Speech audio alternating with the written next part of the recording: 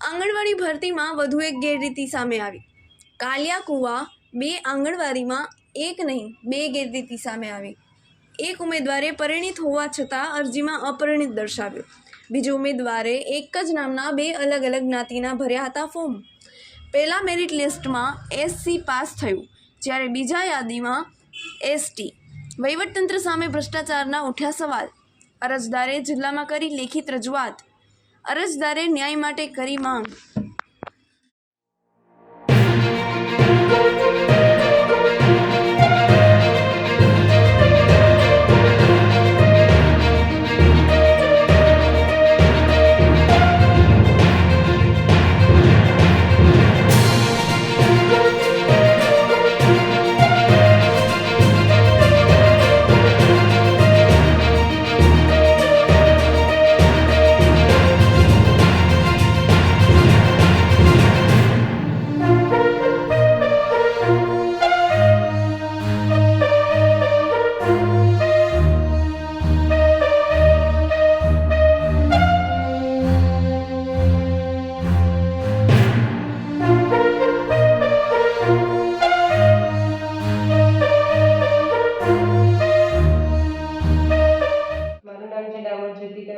પ્રવીણભાઈ, હું કાલિયા કુવાની છું। મેં આંગણવાડી કાર્યક્રમમાં મેં ફોર્મ ભરેલ છે। તે બાબતે જે પહેલા નંબરની હું ત્રીજા નંબરમાં આવું છું વેટિંગમાં।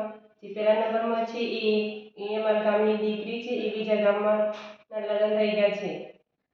તે બાબતે એને કાર્યક્રમમાં ફોર્મ ભર્યું છે અને એની મતદાન યાદીમાંથી પણ નામ નીકળી ગયેલ છે અને લગ્ન સર્ટિફિકેટ છે અમારી જોડે અને કંકોત્રી બી છે। અને અત્યારે